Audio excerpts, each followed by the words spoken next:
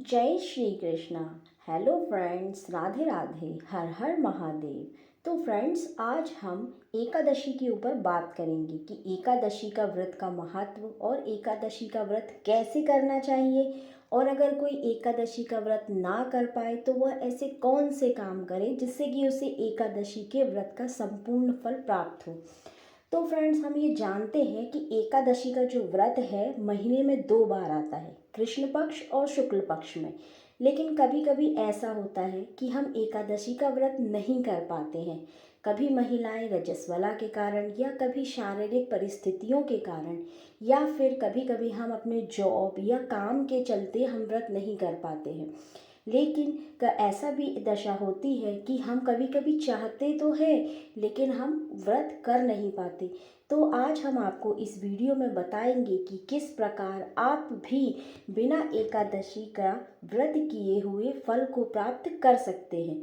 जैसे कि हम सब जानते हैं कि साल में 24 एकादशियां आती हैं, और भाग्यवश जब पुरुषोत्तम मास आता है तो एकादशी की 26 हो जाती है। तो कई बार ऐसा होता है कि हम एकादशी का व्रत करने का सोचते हैं लेकिन हम नहीं रह पाते हैं, या परिस्थितियां होती हैं, या कभी रजस्वला होती है महिलाओं में, या सूतक पातक के कारण भी हमारे व्रत कभी खंडित हो जाते हैं, या शारीरिक दशाएं हमारी ऐसी होती हैं जिस कारण कि हम एकादशी का व्रत नहीं कर पाते हैं। और कुछ क्षेत्रों में ऐसी भी मान्यता होती है कि अगर इन व्रतों में किसी के यहाँ कोई व्यक्ति शांत हो जाता है तो उस दशा में उस व्रत को करना मान्य नहीं होता है फिर। तो ऐसी दशा भी होती है। तो आज के वीडियो में फ्रेंड्स, हम ऐसे ही कुछ उपाय बताएंगे आपको जिसमें कि आप बिना व्रत किए भी बिना व्रत किए एकादशी के व्रत का पुण्य फल प्राप्त कर सकते हैं। तो मैं आपको बताना चाहूँगी, ऐसा हमारे शास्त्रों में लिखा हुआ है कि एकादशी का व्रत करने वाला अगर काशी भी ना जा पाए, अमरकंटक ना जा पाए, या किसी धर्म तीर्थ स्थलों में ना भी जा पाए, लेकिन अगर वह एकादशी का व्रत करता है तो उसे इन सभी तीर्थों पुण्यों का फल प्राप्त हो जाता है। और हम सब ये जानते हैं कि एकादशी हमारे ठाकुर जी अर्थात हमारे नारायण को बहुत प्रिय है। और जो ठाकुर जी को एकादशी के दिन पूजन करता है, व्रत करता है, तो उनको एकादशी के नियमों का और पालन करता है तो उन पे ठाकुर जी की विशेष कृपा उन्हें प्राप्त हो जाती है, और वो ठाकुर जी का भी, आप जैसे जानते ही हैं, बहुत ही प्यारा हो जाता है। तो कहते हैं कि जो व्यक्ति ये एकादशी का व्रत करता है तो उसे मरणोपरांत गोलोक की प्राप्ति होती है, अर्थात ठाकुर जी के सानिध्य में की प्राप्ति उन्हें हो जाती है। तो आज के इस वीडियो में हम ज़्यादा लंबा ना खींचते हुए इस टॉपिक पे बात करते हैं कि अगर आप किन्हीं परिस्थितियों एकादशी का व्रत नहीं रख पाते हैं तो आप ऐसे कौन से छोटे छोटे कार्य करके भी हम एकादशी के व्रत का फल प्राप्त कर सकते हैं। तो मैं आपसे ये कहना चाहूँगी कि अगर आपको हमारा ये वीडियो पसंद आए तो आप हमारे चैनल को लाइक, सब्सक्राइब और शेयर ज़रूर कीजिएगा। तो चलिए आज अब हम बात कर लेते हैं कि कौन से ऐसे छोटे मोटे कार्य हैं जो हम करें तो हमें एकादशी का बिना व्रत किए फल की प्राप्ति हो जाती है। पहली बात तो ये है कि अगर आप एकादशी का व्रत ना भी कर पाएँ तो आप दशमी के दिन से ही चावल का त्याग कर देना चाहिए, क्योंकि ऐसा सभी जानते हैं कि एकादशी में चावल को पूर्णतः वर्जित माना गया है। तो अगर आप एकादशी का व्रत नहीं भी कर सकते हैं तो आप चावल और अन्न का त्याग कर दीजिए।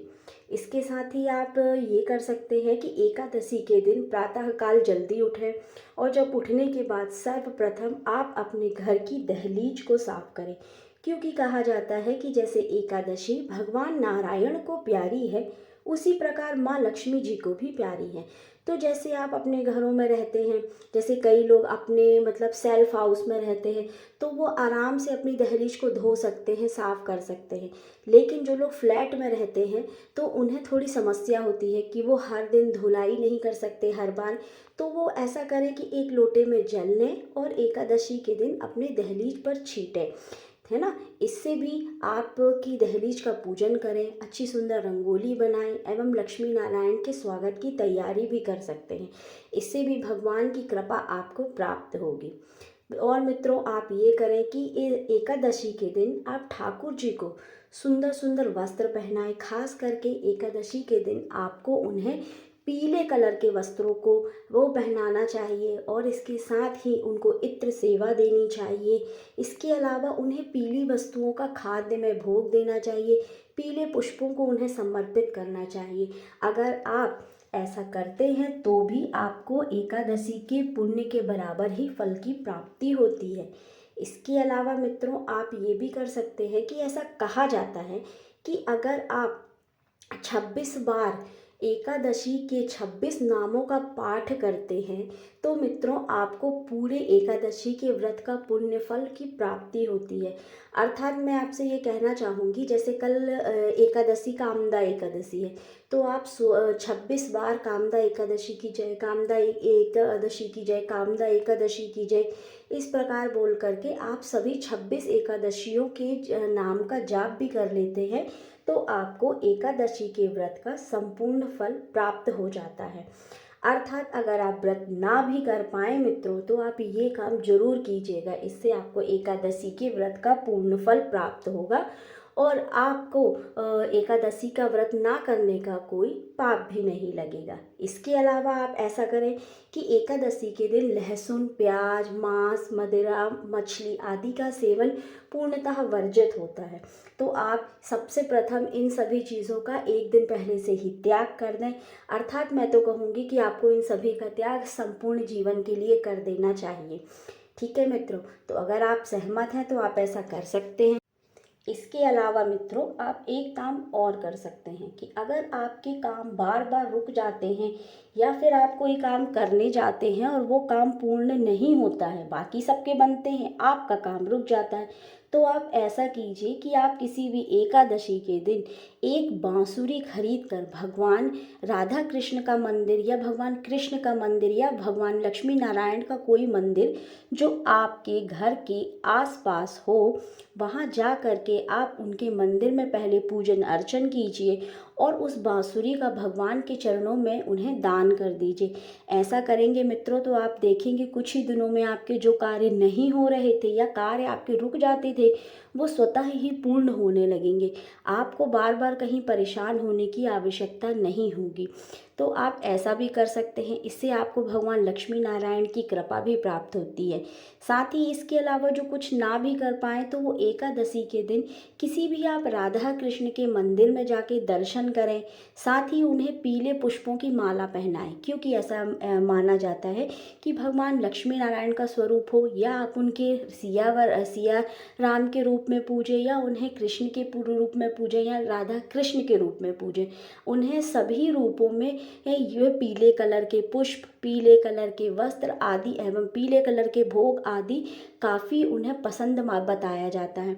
तो आप ऐसा करें कि उन्हें पीले रंगों के पुष्पों की माला लेकर आप उन्हें पहनाएं, उन्हें अर्पित करें। ऐसा करने से मित्रों आपके जीवन में जो परेशानियां आ रही होंगी वो दूर होंगी और साथ ही एकादशी के व्रत के पूर्ण फल की प्राप्ति भी आपको होती है। तो मुझे लगता है मित्रों, अगर आपको मेरे अभी तक के ये उपाय छोटे छोटे हैं, सरल उपाय हैं जो हम अपनी दैनिक दिनचर्या में आसानी से कर सकते हैं, चाहे हम जॉब पे जाते हों, चाहे हम ना जाते हों, चाहे हम उपास रखें, चाहे हम उपास ना रखें। तो अगर आपको ये वीडियो मेरा पसंद आ रहा हो मित्रों तो आप कृपया करके हमारे चैनल को सब्सक्राइब करिएगा, लाइक करिएगा और हमें कमेंट करके बताइएगा आपको वीडियो कैसा लगा। चलिए तो मैं आपको आगे के लिए बताती हूँ कि एकादशी के दिन सबसे बड़ी बात यह होती है कि आपको अपने मन पर नियंत्रण रखना है। साथ ही क्योंकि ऐसा होता है लोग व्रत तो कर लेते हैं लेकिन उनका ध्यान अपने दूसरी चीज़ों में लगा होता है, झूठ चुगली लड़ाई झगड़ा ये सब करते हैं। तो आपको एकादशी के दिन इन सभी चीज़ों को करना वर्जित बताया गया है। आप अगर आपका मन बार बार इधर उधर विचलित होता है तो आप ऐसा करें कि आप भगवान नारायण की किसी मंत्र का या भगवान कृष्ण के किसी मंत्र का या नहीं तो आप सबसे आसान राधा राधा नाम का जाप कर सकते हैं। इससे आपका चित्त भी नियंत्रण में रहेगा और आपको जाप का फल भी प्राप्त होगा। इसके अलावा आप क्या कर सकते हैं मित्रों कि इस दिन अगर आप व्रत नहीं कर रहे हैं तो आप विष्णु सहस्त्रनाम का पाठ अवश्य कीजिए, क्योंकि विष्णु सहस्त्रनाम का पाठ करने से अगर आप एकादशी का व्रत ना भी करें तो भी आपको विष्णु सहस्त्रनाम का पाठ करने से एकादशी के फल की प्राप्ति होती है और आपके भाग्य जागते हैं, भगवान लक्ष्मी नारायण की कृपा आपको प्राप्त होती है। इसके अलावा आप एकादशी के दिन पुण्य करने की दान पुण्य करने की बात कही जाती है मित्रों। तो अगर आप व्रत ना कर पाए तो आप सबसे अच्छा साधन व सरल उपाय यही माना जाता है कि आप पीली वस्तुओं का दान करें, या पीली ना भी हो तो आपकी जो व्यवस्था बने उसका दान करें, क्योंकि दान करने का महत्व एकादशी के दिन 100 गुना बढ़ जाता है और उससे आपको व्रत के समान पुण्य फल की प्राप्ति होती है। इसके अलावा मित्रों आप एकादशी के दिन तुलसी माता की लकड़ी जो आपके यहाँ पर तुलसी पुरानी सूख चुकी हो उनकी लकड़ियों को सुखाकर आप एकादशी के दिन संध्या काल में भगवान विष्णु के निमित्त आप घी लगाकर आप तुलसी का दीपक जला उनके सामने प्रज्वलित करें। इससे भगवान विष्णु काफ़ी प्रसन्न होते हैं, ठाकुर जी प्रसन्न होते हैं और आप पर अपनी विशेष कृपा करते हैं। इसके समान ही आपकी जो मनोरथ होते हैं वह भगवान शीघ्र ही पूर्ण कर देते हैं। इसी के साथ मैं आपसे यह भी कहना चाहूँगी कि अगर आप एकादशी का व्रत ना भी कर पाएँ तो आप तुलसी जी के समक्ष संध्या काल में आप एक घी का दीपक अवश्य प्रज्वलित करें। साथ ही इसके अलावा आप से तुलसी जी की 27 परिक्रमा करें। अगर परिक्रमा करना संभव ना हो तो आप अपने स्थान पर खड़े होकर के ही 27 बार माँ तुलसी जी के कोई भी मंत्र, या नहीं भी आपको मंत्र आते हैं तो आप जय माँ तुलसी करते हुए आप उनकी 27 परिक्रमा कर लें।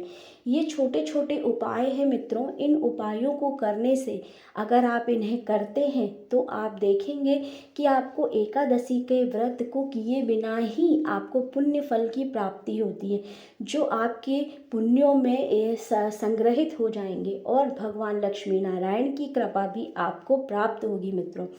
तो मैं अब आपसे यही कहना चाहूँगी मित्रों कि अगर आपको ये सभी उपाय करने हैं तो कल से ही आप प्रारंभ कर सकते हैं, क्योंकि कल एकादशी है। तो मैं आपसे यही कहूँगी मित्रों कि अगर आपको मेरा ये उपाय पसंद आए हों तो आप हमारे चैनल को सब्सक्राइब कर लीजिए, हमें लाइक कीजिए, कमेंट कीजिए और हमारे